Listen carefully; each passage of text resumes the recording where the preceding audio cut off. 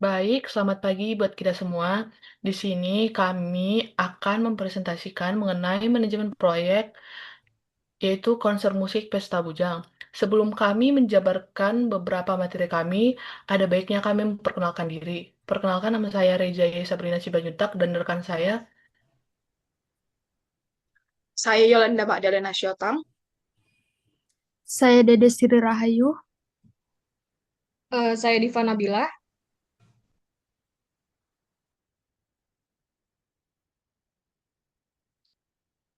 Pada pembahasan pertama itu ada latar belakang, yang dimana itu ada 4 poin. Yang pertama itu, musik merupakan bahasa universal yang menyampaikan perasaan, situasi, dan nilai kebersamaan tanpa memandang perbedaan, serta menjadi sarana ekspresi yang imajinatif dan harmonis. Kedua itu, generasi muda membutuhkan wadah positif untuk menyalurkan minat, mengembangkan bakat, dan meningkatkan kemampuan bermusik secara terarah dan terorganisir. Yang ketiga itu ada pesatnya perkembangan musik indie di kalangan komunitas muda mendorong perlunya ruang ekspresi yang mampu mempertemukan kreativitas lokal dengan apresiasi publik yang lebih luas. Dan yang terakhir itu ada berangkat dari semangat tersebut, Stars Fund berinisiatif menyelenggarakan event bertajuk Pesta Bujang sebagai bentuk kontribusi terhadap perkembangan musik indie sekaligus menciptakan atmosfer hiburan yang positif. Next,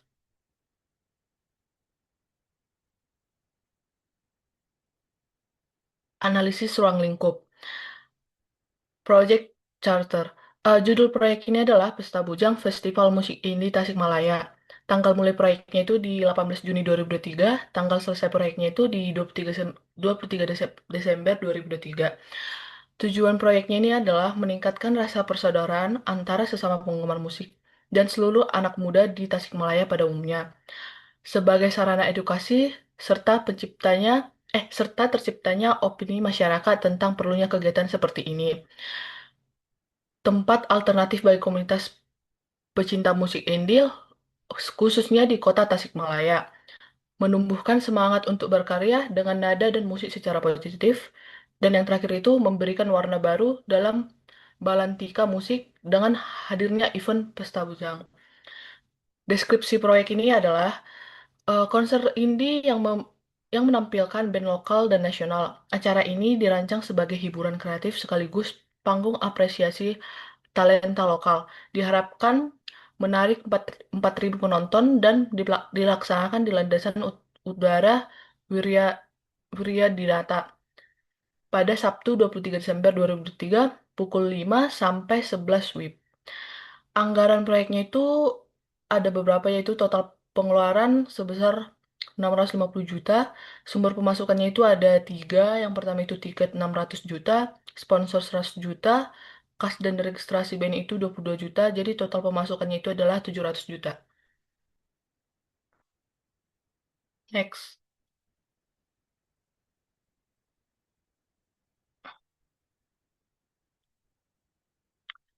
Ini di bagian analisis waktu Gantt chart.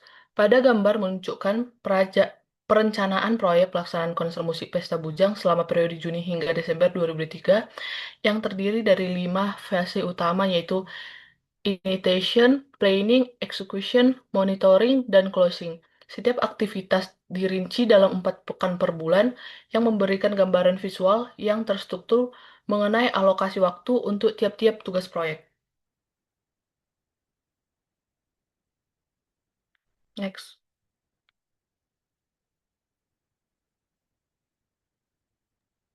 Selanjutnya, pada slide ini kami menampilkan network diagram menggunakan metode AOA atau Activity on a Row. Di sebelah kiri terdapat tabel kegiatan yang mencantumkan durasi dan ketergantungan masing-masing aktivitas. Diagram di sebelah kanan merupakan representasi visual dari alur kegiatan proyek yang menunjukkan bagaimana setiap aktivitas saling berhubungan satu sama lain dari awal hingga akhir proyek. Diagram ini sangat penting karena membantu kegiatan memahami aliran kerja dan posisi aktivitas dalam keseluruhan proyek.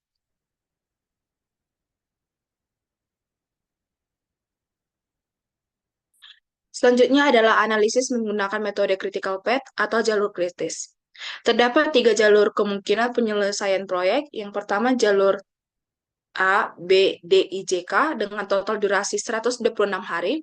Jalur kedua yaitu A, B, F, I, J, K dengan total 122 hari.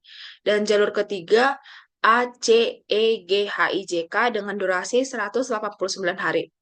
Jalur tiga adalah jalur terpanjang dan disebut sebagai jalur kritis karena keterlambatan satu aktivitas saja di jalur ini akan menyebabkan seluruh proyek itu ikut tertunda. Oleh karena itu, semua aktivitas di jalur ini harus diawasi dengan ketat agar proyek selesai tepat waktu.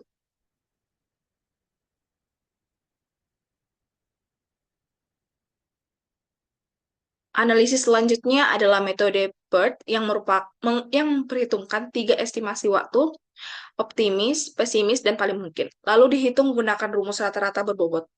Hasilnya menunjukkan bahwa durasi terlama terdapat pada yang pertama penyusunan konsep acara yaitu 81,83 hari, proposal 54,66 hari, dan pencarian gestar 24,5 hari. Ketiga aktivitas ini berada di tahap awal proyek yang menunjukkan pentingnya perencanaan awal yang matang. Sementara itu, aktivitas seperti promosi dan penjualan tiket memiliki durasi lebih singkat, sehingga perlu dilakukan dengan cepat dan efisien. Total durasi proyek pada jalur kritis adalah 189 hari yang mencerminkan estimasi realistis untuk proyek event berskala besar seperti ini.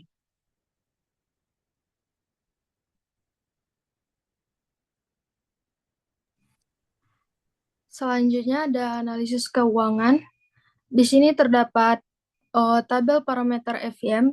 Jadi dari hasil perhitungan FEM tersebut dapat disimpulkan bahwa proyek berada dalam kondisi yang sangat baik. Untuk dari segi waktunya, proyek ini berjalan sesuai jadwal. SPI sama dengan 1 dan SP sama dengan 0. Untuk dari segi biayanya, proyek berjalan lebih hemat dari anggaran yang direncanakan. CPI sama dengan 1,08 dan CV sama dengan 25 juta rupiah. Dan yang terakhir ada proyeksi ke depan untuk menunjukkan bahwa proyek dapat diselesaikan dengan penghematan sebesar 48 juta rupiah dari total anggaran VAC positif. Next.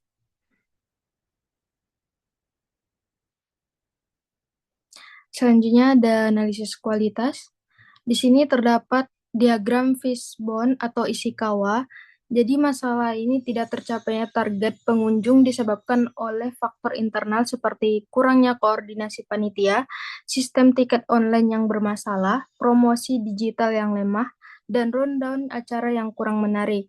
Faktor eksternal ini seperti keterbatasan anggaran, lokasi venue yang jauh, akses transportasi yang tidak jelas, dan cuaca buruk, serta minimnya riset dan evaluasi promosi juga turut memperburuk kondisi. Kombinasi faktor-faktor ini membuat strategi menarik pengunjung tidak berjalan optimal. Next.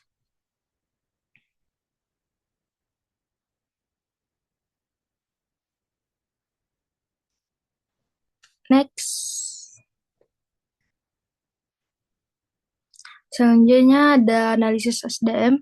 Di sini terdapat tabel struktur organisasi dan deskripsi pekerjaan. Bisa kita lihat dari sini.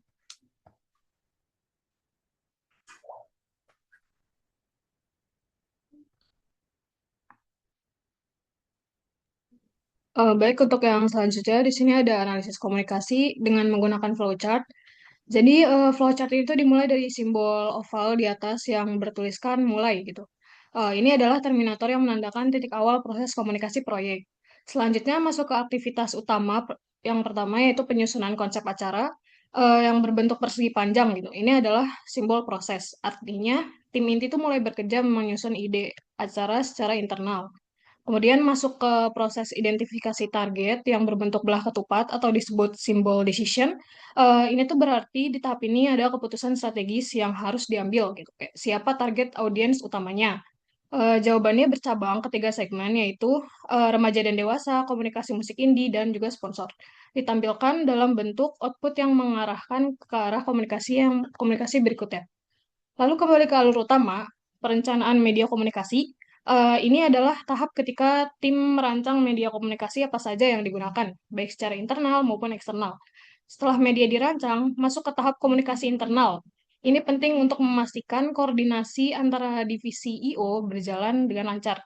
Lalu berlanjut ke komunikasi eksternal untuk mulai menjangkau pihak luar seperti sponsor, mitra, dan calon pengunjung. Dari komunikasi eksternal ini muncul dua jenis output, yaitu undangan dan brosur, yang digunakan sebagai media publikasi formal. Di sisi lain, dalam fase promosi mulai masuk ke proses negosiasi dengan gestar dan juga band. Setelah promosi dan publikasi berjalan, dibuka penjualan tiket, yang juga menjadi bentuk komunikasi ke publik. Lalu masuk ke tahap persiapan akhir dan gladi bersih, yang disertai dengan pengajuan izin dan koordinasi keamanan. Tahap berikutnya adalah pelaksanaan konser yang memerlukan komunikasi real-time melalui HT antar divisi.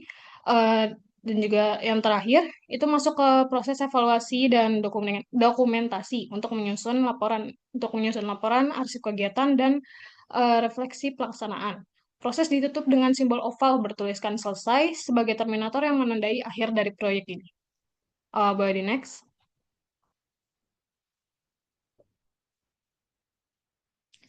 Selanjutnya ada analisis stakeholder.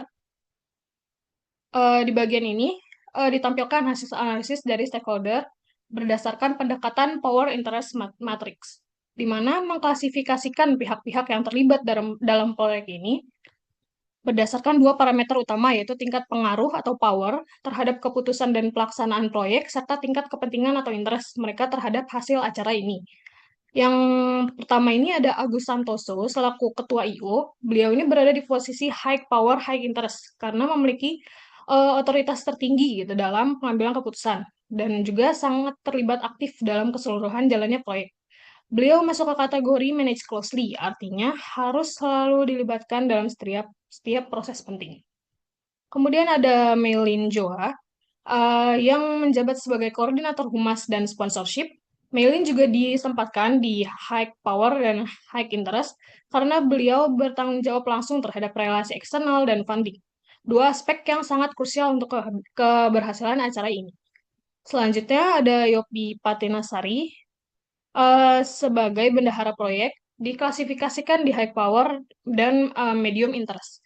Artinya, meskipun memiliki wewenang tinggi dan dalam pengelolaan dana, keterlibatannya itu bersifat lebih administratif dibandingkan teknis harian.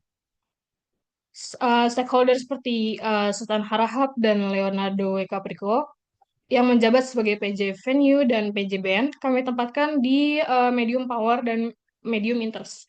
Mereka ini penting dalam aspek teknis, tetapi pengaruh dan keterlibatannya lebih bersifat koordinatif. Selanjutnya ada Fitriani selaku koordinator publikasi, ditempatkan di medium power, high interest, karena meskipun wewenangnya terbatas, ia sangat aktif dan punya kepentingan besar dalam kesuksesan promosi dan jumlah pengunjung. Sementara itu, Yoris Sebastian sebagai konsultan musik diklasifikasikan sebagai low power high interest. Beliau ini bersifat advisory, sangat peduli dengan keberhasilan artistik acara, tapi tidak terlibat langsung dalam pengambilan keputusan utama. Di posisi yang lebih rendah ada vendor sound yang masuk ke kategori medium power low interest. Mereka ini penting secara teknis, tapi biasanya hanya terlibat pada tahap pelaksanaan dan terakhir. Uh, tapi biasanya hanya terlibat pada tahap pelaksanaan. Dan yang terakhir ada sponsor yang ditempatkan di high power low interest. Karena meskipun kontribusi finansial mereka ini besar, tapi keterlibatannya lebih bersifat pasif dan lebih mementingkan hasil akhirnya. Jadi dari klasifikasi ini semua tuh bisa ditentukan strategi komunikasi yang berbeda untuk setiap stakeholdernya agar tidak semua pihak diperlakukan yang sama, tapi sesuai dengan peran, kekuatan, dan kepentingan mereka terhadap proyek. Boleh di next.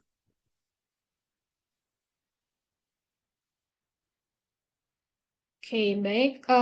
Untuk yang terakhir ada kesimpulan dan saran. Untuk kesimpulannya, Pesta Bujang ini dirancang dengan perencanaan yang matang dari aspek konsep acara, waktu, anggaran, hingga pengelolaan tim dan stakeholder. Analisis BART, CPM, dan EVM menunjukkan bahwa acara ini efisien dan layak dilaksanakan.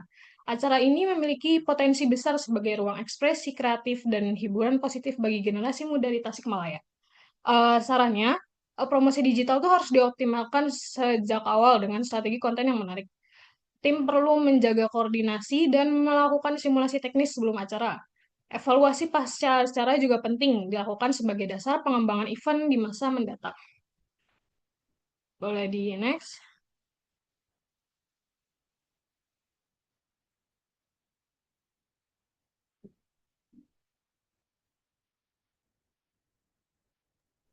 Sekian dari presentasi kami. Jika ada kesalahan dalam perkataan, mohon dimaafkan. Terima kasih.